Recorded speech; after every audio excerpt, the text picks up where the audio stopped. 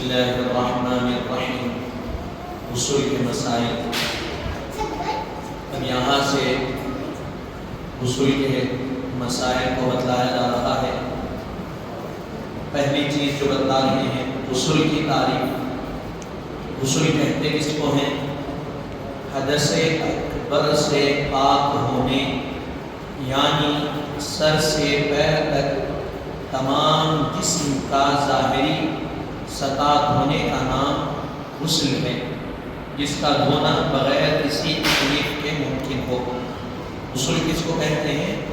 تو حدث اکبر سے پاک ہونا. وضو کے بارے میں کہا گیا تھا، وضو کہتے ہیں حدث اصغر سے پاک ہونا، یعنی ہاتھ، منہ، ہاتھ، پیر کا دھونا، یہ وضو ہے. اور غسل کیا ہے؟ تمام جسم کا ظاہری سطح، یعنی جسم کے ظاہری حصے کو سر سے لے کے پیر تک بغیر کسی تکلیف کے دھونے کا نام غسل ہے. غسل کے صفات. غسل کے صفات اس میں سے ہیں. غسل فرض ہے شہوت سے منی نکلنے پر، نمبر 2 احتلام کے بعد، نمبر 3 وطیب کے بعد، نمبر 4 حیض موقوف ہونے کے بعد، نمبر 5 نفاس موقوف ہونے کے بعد. تب بھی ان امور کی توضیح اور تفصیلی مسائل موجبات غسل کے عنوان سے آئیں گے، آگے بیان کیے جائیں گے. 5 چیزیں بتلائی جا رہی ہیں. 5 چیزوں کے بعد غسل فرض ہے. پہلی چیز ہے شہوت سے منی نکلنا، دوسرا ہے احتلام ہونا، تیسرا وضو کے بعد، چوتھا حیض کے موقوف ہونے کے بعد، اور 5ویں چیز نفاس موقوف ہونے کے بعد. اب تفصیلی مسائل اس کے آگے بتلائے جائیں. پھر غسل فرض کفایہ ہے. مسلمان میت کا نہلانا زندہ مسلمان پر. ایک مسلمان کا انتقال ہو گیا تو اس کو جو غسل دیا جاتا ہے وہ غسل دینا دوسرے مسلمان پر فرض کفایہ ہے. فرض کفایہ یعنی کیا بتایا گیا تھا اس کی تعریف میں؟ پورا مثال کے طور پہ گھر ایک بستی ہے، بستی میں 1000 لوگ، تو بستی میں کسی ایک کا انتقال ہو گیا، تو اب بچے 999 لوگوں پر فرض ہے وہ ایک کا غسل دے. اگر کوئی ایک ادا کر دے تو 999 لوگوں کے اوپر سے وہ ذمہ داری ہو جاتی ہے. 2 چیزیں ہیں، فرض عین، فرض کفایہ. یہ ذہن میں رکھنا. فرض عین ہر کسی پر فرض. فجر کی نماز، 5 وقت کی نماز فرض عین ہے، تو میری نماز میرے کو پڑھنا، آپ کی نماز آپ کو، جتنے ہیں سب کی نماز سب پڑھیں گے. لیکن فرض کفایہ کے بارے میں کہا گیا ایک ادا کر دے تو سب کے ذمے سے ادا ہو جاتا ہے، اس کو کہتے ہیں فرض کفایہ. تو میت کا غسل دینا بھی فرض کفایہ ہے، میت کی نماز جنازہ پڑھانا بھی فرض کفایہ. اگر نہیں کیا جائے غسل تو پوری بستی والوں سے، پورے لوگوں سے اللہ قیامت کے دن پوچھے گا بھی، اور اللہ چاہے گا تو عذاب بھی دے گا. پھر اس کے بعد غسل واجب ہے. کب واجب ہے؟ اس کافر پر جو ضرورت غسل کی حالت میں مسلمان ہو. غسل اس پر فرض ہے جو مسلمان ہوا، اور اس حالت میں غسل واجب ہے اس پر جو مسلمان ہوا. ایک کافر ہے، ایک عیسائی ہے، کوئی بھی ہے، مسلمان ہوا، لیکن اس حالت میں مسلمان ہوا کہ اس پر غسل واجب تھا، فرض تھا، یعنی وہ ناپاک تھا، مسلمان ہوا تو اس پر واجب ہے کہ وہ غسل کر لے. اس کے بعد بتلا رہے ہیں غسل سنت ہے. کب کب سنت ہے؟ تو جمعہ کے دن غسل کرنا سنت ہے، عید الفطر کے دن غسل کرنا سنت ہے، عید الاضحیٰ یعنی بقرعید کے دن غسل کرنا سنت ہے. نمبر 4 احرام حج اور عمرہ باندھنے کے لیے غسل کرنا سنت ہے. نمبر 5 حج کرنے والے کو عرفے کے دن غسل کرنا سنت ہے.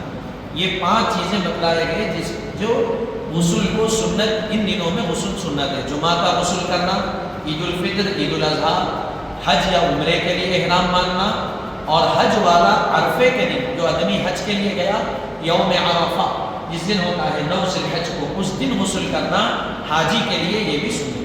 پھر اس کے بعد مستحب کب ہے؟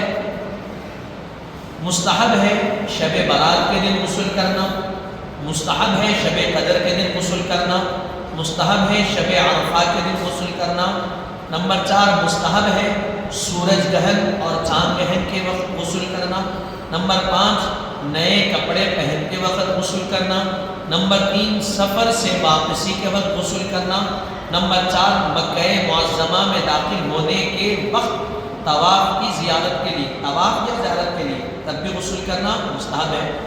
مدینہ منورہ میں داخل ہونے کے لیے وقت مدینہ منورہ میں داخل ہونے کے وقت تعظیم و تکریم حضرت رسالت صلی اللہ علیہ وسلم کے لیے غسل کرنا مستحب ہے۔ نمبر 9 طلب بارش کے لیے غسل کرنا بھی مستحب ہے۔ یہ 9 چیزیں بتلائی گئی جس میں غسل کیا ہے؟ مستحب ہے۔ غسل کے صحیح ہونے کی شرائط، غسل کن چیزوں کا غسل میں ہونا ضروری ہے بتلا رہے۔ نمبر 1 جسم کے تمام ظاہری حصے پر پانی بہہ جانا، اور اگر بال برابر بھی جگہ جسم پر خشک رہ جائے تو غسل صحیح نہیں ہوگا۔ غسل صحیح کب ہوتا؟ تو جسم پر پانی بہانا اس طرح کے ایک بال کے برابر بھی جگہ سوکھی نہیں رہنا۔ اگر ایک بال برابر بھی جگہ سوکھی رہ گئی تو غسل نہیں ہوگا۔ یہ غسل صحیح ہونے کے شرائط۔ دوسری شرط بتلا رہے ہیں جسم پر ایسی چیز کا نہ ہونا جس کی وجہ سے پانی جسم تک نہ پہنچ سکے۔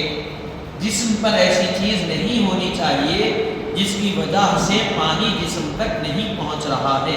اس کی مثال دے رہے ہیں، مثلا چربی ہے، چربی لگی ہوئی ہے تو پانی نہیں جاتا۔ خشک موم ہے، موم بتی جو لائے بس موم گرتی وہ ہے، یا انگلی میں تنگ انگوٹی ہے، کانوں میں تنگ بالیاں وغیرہ ایسی چیزیں ہیں تو اس کو پہلے نکال لینا یا دور کر دینا غسل لیتے وقت۔ نہیں، اگر انگوٹھی ہے لیکن ہلکی ہے تو حرکت دے دینے سے پانی پہنچ جا رہا اندر تو ٹھیک ہے۔ عورت کے کان میں بالی ہے، حرکت دینے سے پانی پہنچ جا رہا کافی ہے۔ ناک میں نتی ہے، حرکت دینے سے پہنچ جا رہا کافی، لیکن نکال کر غسل لے لیا جائے تو بہتر ہے۔ تیسری چیز بتلا رہے ہیں جن امور کی وجہ سے غسل فرض ہوتا ہے ان کا حالت غسل میں نہ ہونا۔ جن امور کی وجہ سے غسل فرض ہوتا، جو امور بتلائے گئے غسل کے فرض ہونے کے، غسل کے دوران اگر ان امور میں سے کوئی عمل ہو جائے تو پھر دوبارہ غسل کرنا پڑے گا۔ ٹھیک ہے، غسل کے فرائض، غسل کے فرائض کتنے ہیں تو کہہ رہے ہیں غسل میں 3 فرائض، غسل میں 3 چیزیں فرض ہیں۔ نمبر 1 کلی کرنا، نمبر 2 ناک میں پانی چڑھانا، نمبر 3 تمام جسم پر پانی بہانا۔ یہ 3 فرائض ہے غسل، کلی کرنا، ناک میں پانی چڑھانا اور سارے جسم پر پانی بہانا، اس طرح کے بال برابر بھی جگہ سوکھی نہ رہے۔ تب بھی ان چیزوں میں صرف ایک مرتبہ پانی بہانا فرض ہے۔ یہ جو چیزیں بتلائی گئی، کلی کرنا 1 مرتبہ کرنا فرض ہے، ناک میں 1 مرتبہ پانی چڑھانا فرض ہے اور سارے جسم پر 1 بار پانی بہانا فرض ہے۔ ان چیزوں پر اگر کوئی بال برابر بھی جگہ خشک رہ جائے تو غسل نہیں ہوگا۔ تو اب 1 مرتبہ سے زیادہ جو پانی بہایا جاتا وہ سنت ہے، 1 مرتبہ پانی بہانا فرض ہے، باقی مرتبہ سنت کے مطابق بہایا جاتا۔ اب توضیح ہے فرض اول، کلی کیسی کرنی چاہیے۔ تو 3 فرض ہے تو تینوں کی وضاحت لکھی جا رہی ہے۔ کلی ایسی ہونی چاہیے کہ پانی تمام منہ کے اندر ہر جگہ پہنچ جائے۔ کلی کیسا کرنا؟ منہ کے اندر کے ہر حصے میں پانی پہنچ جائے۔ اگر کلی کے بجائے کوئی منہ بھر پانی پی لے تو بھی فرض ادا ہو جائے۔ کلی کرنا، اگر کوئی پانی پی لیا اس کے بجائے پانی لیا پی لیا تو بھی اس کا فرض ادا ہو گیا۔ کلی کرنا وہ کرے۔ اگر دانتوں کی جڑوں یا درمیانی سوراخوں میں کوئی ایسی چیز ہو جو پانی بہنے سے مانع ہو تو اس کا دور کرنا ضروری ہے، بشرط ہے کہ ضرر نہ ہو۔ دانتوں کے درمیان کوئی چیز پھنسی ہوئی ہے، چربی ہے، کوئی چیز ہے جو پانی کو دانت کے درمیان جاری نہیں دے گی جڑوں تک، تو پہلے اس کو دور کر دینا ضروری ہے۔ اگر اس کو دور کرنے میں تکلیف ہے تو بغیر دور کرے کے بھی غسل کلی کی جا سکتی ہے۔ توضیح ہے فرض دوم۔ فرض دوم کیا؟ فرض اول کلی کرنا، دوم کیا تھا؟ ناک میں پانی چڑھانا، اور کلی روزے کی حالت میں ہے تو حلق تک پانی نہیں جانا، روزے کی حالت میں نہیں ہے تو پورا حلق تک پانی لے جانا۔ فرض دوم کیا ہے؟ تمام ناک میں دونوں نتیوں میں جہاں جہاں نرم جگہ ہے پانی پہنچانا فرض۔ ناک کے دونوں سوراخوں، دونوں جگہوں میں پانی پہنچانا، یہ نرم حصہ جہاں تک ہے وہاں تک پانی جانا چاہیے، پہنچانا۔ پھر اس کے بعد ناک کے اندر جو میل ناک کے لعاب سے جم جاتا ہے اس کو چھڑا کر اس طرح نیچے کی سطح پر پانی پہنچانا ضروری ہے۔ ناک کے اندر جو میل ہے اس کو صاف کر لینا، پھر اس کے بعد ایک مرتبہ پھر پانی پہنچا کے جو اندر سے میل آئے جو کچھ جمع اس کو صاف کر دینا چاہیے۔ یہ دو چیزیں فرض دوم۔ توضیح ہے فرض سوم۔ فرض سوم کیا بتلایا؟ تمام جسم پر پانی بہانا۔ اب اس کی وضاحت میں لکھ رہے ہیں، نمبر 1، تمام جسم کے ظاہری حصے پر سر سے پیر تک پانی بہانا فرض ہے۔ سر سے پیر تک ظاہری جسم پہ پانی بہانا فرض ہے، جس میں سر کے بالوں کا جڑوں کی نوک تک پھوٹنا، یعنی داڑھی، مونچھ، بھووں کے خلال کا اور ان کے نیچے کی سطح کا دھونا۔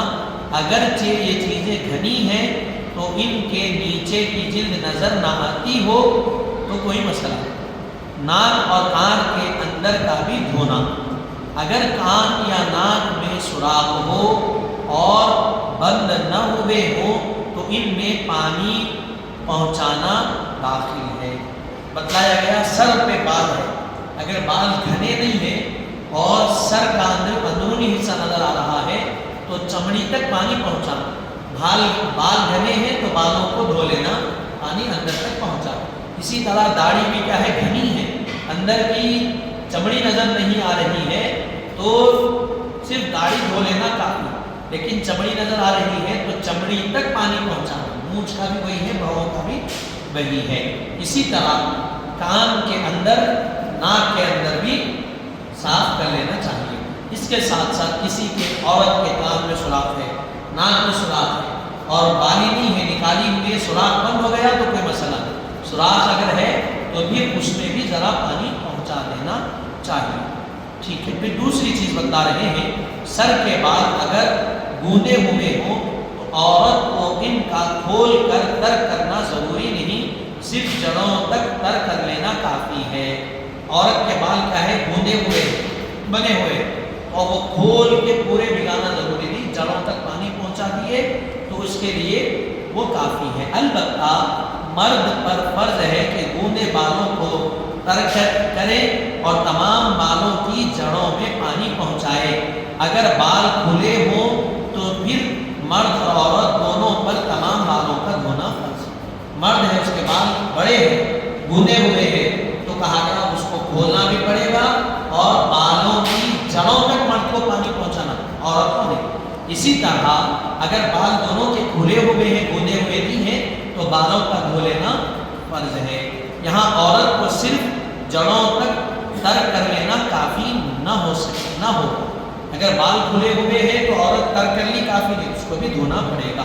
یہ تیسری چیز بتا رہے ہیں، اگر انگلی میں تنگ انگوٹھی یا کان یا ناک کے سوراخ میں تنگ بالیاں یا نتی وغیرہ ہو تو حرکت دے، بغیر پانی جسم تک نہ پہنچ سکے تو اس کا حرکت دینا زیادہ ضروری ہے، اور اگر زیادہ تنگ ہو تو بوقت غسل نکال لینا فرض ہے۔